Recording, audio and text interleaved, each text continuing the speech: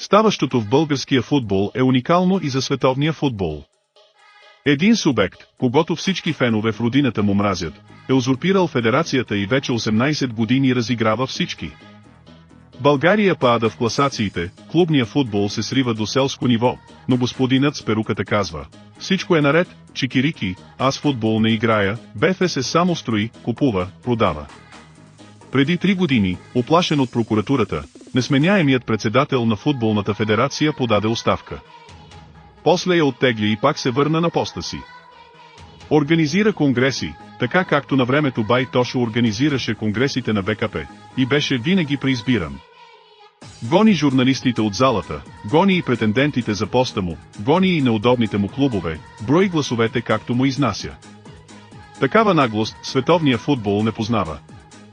Каква е причината бившият вратар да драпа с зъби и ногти да запази поста си?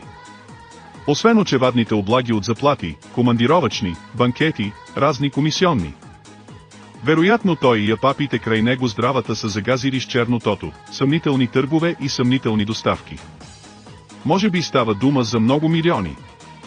Случаят на перуката е симптоматичен не просто за българския футбол, а и за политиката.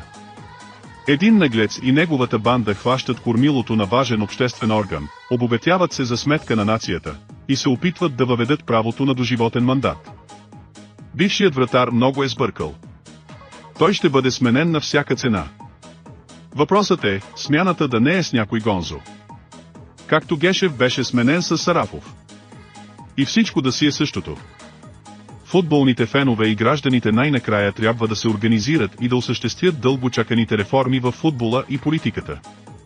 Подкрепете канала на Българска гражданска телевизия с лайкове, споделяния, бъдете наши абонати.